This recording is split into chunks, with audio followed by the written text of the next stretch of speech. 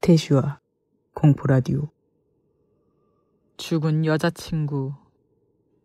지금으로부터 15년도 전으로 고등학생 시절 이야기야. 당시에는 아직 휴대전화가 없어서 삐삐가 주류였어.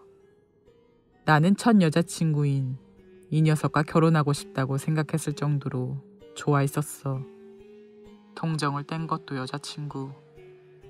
그녀는 아쉽게도 처음은 아니었던 것 같지만 엄청나게 귀여운 아이였어. 살아있었다면 모델이 됐을 거야. 학년, 학교에서 제일 가는 인기 있는 여자였어. 그녀와는 중학교, 고등학교가 6년간 같았고 6년간 서로 좋아했었어. 순결은 선생님한테 빼앗겼대. 댓글 질문. 선생님한테라니 무슨 말이야? 협박당했다든가? 게시자 답변. 클럽 고문 선생님과 중학교 때 했다고 했어. 서로 좋아했던 모양이야. 하지만 나도 좋아했다고 해. 결국 둘 다 좋아했던 것 같아. 간신히 고등학교 3학년 마지막 찬스에 같은 반이 돼서 그녀에게 고백받아 사귀기 시작했어. 여름방학은 각자의 클럽을 은퇴했고 8월에는 자유시간이 생겨서 매일같이 만났어. 풋내기지만 나름대로 그녀를 소중히 대했어. 사귄 지 한 달도 안 돼서 상대방 부모님에게 인사하러 갔어. 그녀의 부모님도 나를 마음에 들어 하셔서 연말에는 묵으러 갈 정도로 신뢰관계를 구축했어. 참고로 편모가정이야. 여름방학이 끝나고 2학기가 시작됐을 때도 계속 함께 있었어. 정말로 행복했어. 학교를 졸업하면 같은 회사로 취직이 확정되어 있었어. 이혼한 여자친구 아빠의 할아버지 회사에서 일하기로 했어. 취직하면 결혼하기로 언약도 했었어. 나는 크리스마스에 프러포즈를 위한 반지를 선물하기 위해서 이자카야에서 10월쯤부터 알바를 하기로 했어. 이자카야는 더럽게 바빴어. 학교를 다녔으니까 밤 12시에는 끝났지만 10월, 11월 주 4회 일했었어. 지금은 모르겠지만 당시에는 밤 10시 이후는 고등학생은 안 됐어. 그래도 내가 사주고 싶은 반지의 목표 금액 25만 엔에 미치지 못했으니까 겨울방학에는 장기간 알바를 하기로 했어. 그녀는 내가 알바하고 있을 때 적당히 집에서 시간을 보내거나 친구와 놀거나 있었어. 겨울방학의 12월 22일이었어. 이날 평소라면 삐삐로 연락을 했을 텐데 오지 않았었지. 나는 잘자 라고만 보내놨어. 알바로 엄청나게 지쳤으니까 삐삐를 치는 것도 귀찮다고 생각되던 시기였으니까 오늘은 얘기도 안 했네 정도로밖에 생각하지 못했어. 12월 23일. 어제는 미안해. 같은 내용의 삐삐가 왔었어. 나도 딱히 신경 쓰지 않았으니까 별다른 생각은 없었어. 프로포즈는 급료가 들어오고 반지를 사러 갈 거라 1월 1일에 첫 참배를 하고 나서 하려고 생각했으니까 설에는 만나기로 약속을 했었어. 12월 24일. 추워. 12월 25일. 어두워. 빨리 만나고 싶어. 12월 26일. 좀 있으면 보겠네. 데리러 올래? 내가 데리러 갈까? 12월 27일. 어디 갈 거야? 어디로 데려가 줄 거야? 내가 데려가 줄게. 12월 28일. 땡땡에서 만날 약속 잡자. 12월 29일. 우리들 결혼할 거지? 꼭 해야 돼. 12월 30일. 결혼 안 해주면 용서하지 않을 거니까. 12월 31일. 도착했어. 아직 안 왔으려나? 이런 느낌의 대화가 계속됐어. 그 밖에도 잔뜩 삐삐를 쳤지만 시시한 커플들의 얘기니까. 그래서 약속 장소에 가 있었지. 만나기로 약속한 장소는 공원 앞. 밤에 만나기로 약속했는데 왜 공원일까 싶었어. 집 근처 공원이라면 이해하겠는데 조금 떨어진 공원이었거든. 약속 장소에 가도 그녀는 아직 오지 않았어. 밤 8시 정도에 만나기로 약속했고 공원이었으니까 그녀가 먼저 기다리게 할 수는 없어서 30분 정도 일찍 도착해서 기다렸어. 8시가 되어서도 결국 오지 않았으니까 공중전화에서 삐삐로 보냈어. 이미 도착해서 기다리고 있다고. 그리고 30분, 1시간을 기다려도 오지 않았고 답장도 안 와서 다시 보냈었어. 그랬더니 이미 도착했다고 답장이 왔으니까 다시 공원 앞으로 가봤지만 아무도 없어. 결국 이날은 만나지 못했어. 여자친구가 나를 놀리는 걸 좋아했으니까 나는 또 속았다고 생각해서 그녀의 집에 가봤더니 할머니가 나왔어.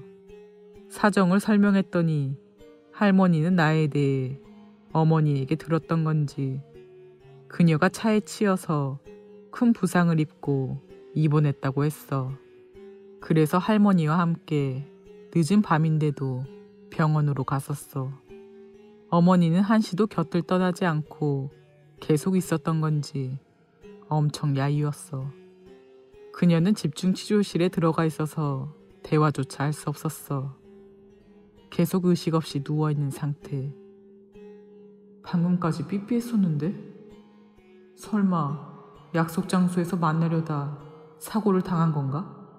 생각하고 있었더니 어머니가 얘기하기 시작했어. 12월 23일 밤 친구와 놀고 집에 가던 도중에 음주운전 차에 치였다고 했어.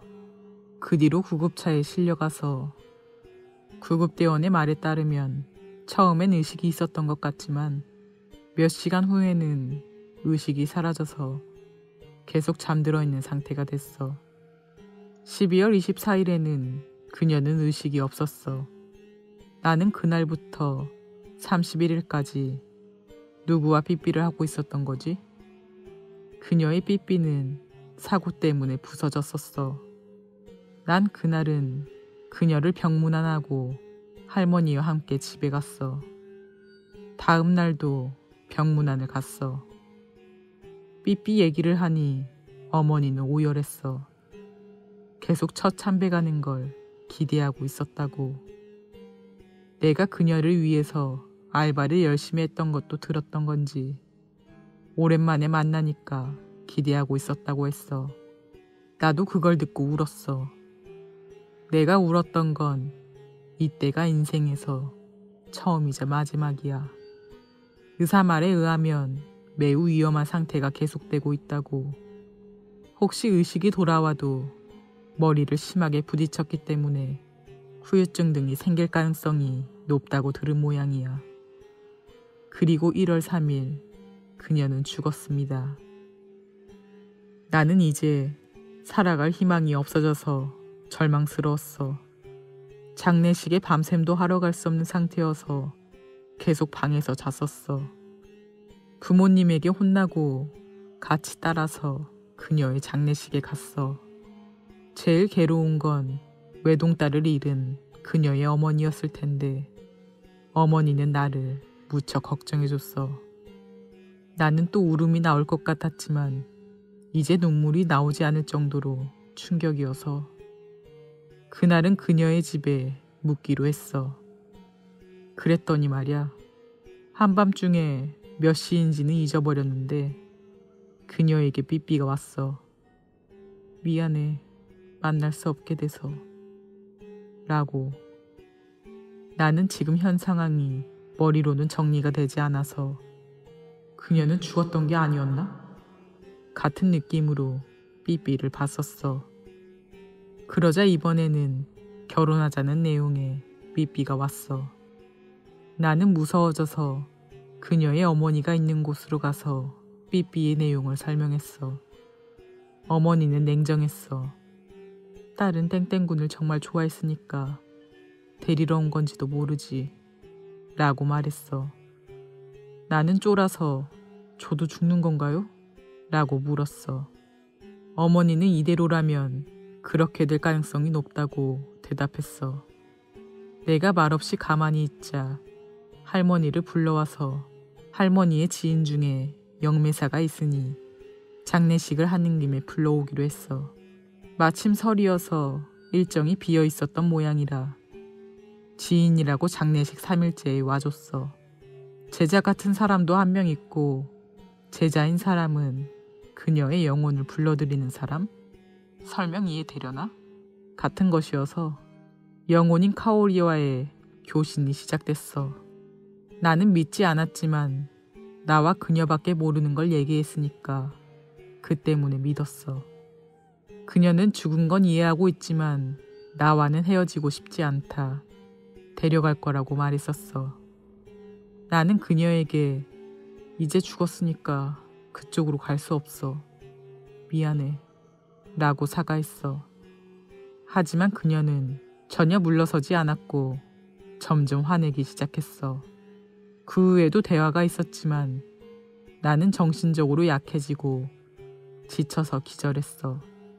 그 후 재령이 어떤 식으로 진행됐는지 모르겠지만 무사히 끝났다고 그녀의 할머니에게 전해들었어. 정신이 들었을 때는 이미 영매사인 사람들은 없었어. 나는 끝났다고 안심했어. 집에서 부모님이 데리러 와서 같이 집에 갔어. 그 뒤로 그녀의 꿈은 몇 번이나 꿨어. 매일같이 꿨어. 나는 취직할 예정이었지만 마음이 바뀌어 버려서 취직을 거절했어. 그녀에 대한 걸 잊고 싶다는 마음도 강했다고 생각해. 전문학교에 가기로 했어. 지방의 전문학교였기 때문에 기숙사 생활이었어. 전문학교는 2년제였고 친구도 생기고 매일이 즐거워져서 그녀에 대한 것도 차차 잊어갔어. 그리고 마침 휴대전화를 일반인도 가질 수 있는 요금이 돼서 전문학교 2년제에 휴대전화를 영엔으로 살 수 있어서 휴대폰을 구입했어. 그리고 처음 쓰는 메일에 감동해서 날마다 친구와 메일 교환을 했었어. 그녀가 죽은 뒤로 1년째의 기일, 나는 성묘하러 가지 않았었지. 그녀의 어머니와도 소원해졌었고 지방으로 나온 걸 이유로 본가로도 돌아가지 않았어. 2년째 그녀의 기일에 모르는 사람에게서 메일이 왔었어. 왜 안 와? 나는 계속 기다리고 있어. 라고. 나는 전혀 모르는 주소였기 때문에 누구지 싶었어. 2통째 메일은 그 후로 1시간 뒤 정도였으려나? 결혼해서 함께 하겠다고 약속했었잖아. 라는 메일이 와서 나는 그녀라고 이해했어. 나는 무서워져서 휴대전화를 꺼버렸어. 해약하려면 1년이 필요했는데 1년이 될 때까지 기간이 조금 남아서 1년이 경과한 뒤로 휴대폰을 분실했다고 하며 해약했어. 휴대전화를 해약할 때까지도 그녀의 꿈을 꾸며 가위 눌렸었지만 이건 내가 너무 생각을 많이 해서 그랬던 건지도 몰라. 전문학교를 졸업하고 지방의 직장에서 일하기 시작했어. 모두 휴대전화를 갖고 있었지만 나는 집전화마저도 가지고 있지 않았어. 이유는 무서우니까. 당신은 별로 전화가 없어도 전혀 생활이 불편하지 않았기 때문에 문제는 없었어. 그리고 24살 때 지방의 직장을 간두고 본가로 돌아왔어. 집에 돌아온 나는 딱히 하는 일도 없이 풀스를 하고 잠자는 게으른 생활을 보냈어. 부모님도 딱히 나를 혼내거나 하진 않았어. 지금도 잊을 수 없어. 12월 24일 집에서 자고 있으니 저녁쯤에 집 전화가 울렸어. 드물게 아무도 집에 없었기 때문에 내가 받았어. 전화를 받으니 여보세요? 땡땡군 있나요? 라고 여자 목소리가 들렸어. 이 목소리를 들은 순간 누군지 알았어. 목소리가 그녀와 완전히 같았어. 나는 순식간에 여태까지의 일이 플래시백처럼 떠올라서 동요했었던 것 같아. 그런 사람 없습니다. 라고 대답했더니 그녀의 목소리로 찾았다. 라고 해서 거기서 나는 정신을 잃고 쓰러졌어. 어머니가 발견했는데 그 뒤 할머니 소개로 굳이 큐슈까지 가서 불제를 받았어. 그녀는 나에게 시인 건 아니었지만 나를 찾고 있어서 성불이 되지 않은 거라고 알려줬어. 그 뒤로 나는 그곳의 영매사 할머니 집에서 1년 정도 살게 돼. 본가에 돌려보내면 큰일 날 거라고 해서 그녀가 성불할 때까지 신세를 졌어. 영매사는 그녀가 무사히 성불했다고 말했어. 나도 그건 진짜라고 생각해. 그 뒤로 그녀에게서 전화 같은 건 오지 않았으니까 말이야. 그녀가 계속 나를 사랑해줬다고 생각하면 뭔가 기쁘지만 안타까웠어. 함께 죽을 정도로 좋아했다는 건 알겠지만 나까지 죽을 수는 없으니까. 이걸로 끝입니다. 딱히 결말 따위는 없습니다. 내일 일을 나가야 하니 자겠습니다. 영혼 같은 거한테 연락이 와도 대응해선 안 됩니다. 데려가 버릴 거예요. 게시글 질문. 어떤 주소였던 걸까? 그게 궁금해. 게시자 답변. 주소는 번호였다고 생각해. 딱히 의미 없는 숫자가 잔뜩 있었던 기억이 나. 상관없는 얘기지만 그녀와의 심령 체험을 한 뒤부터 어쩌다 귀신을 볼 때가 있어. 제일 무서웠던 건 밤 11시 정도에 평범하게 드라이브를 하고 있었을 때 일어난 일이야. 강 건너편 물가에서 아이를 데리고 있는 여자 2명하고 10명에 가까운 셀러리맨과 노인이 버스 정류장에서 서 있었어. 아주 캄캄했는데도 그 사람들만은 확실하게 보였어.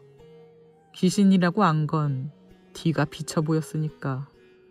신경 쓰여서 후에 당시 사귀고 있던 여자친구가 그 지방에 살고 있었으니까 물어봤더니 택시 운전사 사이에서는 여자와 아이를 데리고 있는 귀신을 보는 게 유명하고 전쟁 뒤에 그 강에서 투신 자살한 사람도 몇 명인가 있대. 고베의 스미오시강이라고 했던가 거기는. 낮에는 활기찬데 밤에는 완전히 분위기가 바뀌지. 이제 2번 다시 거기는 안 가. 부러운 듯이 쳐다보는 귀신은 사람을 끌어들이니까 무서워. 잘 자.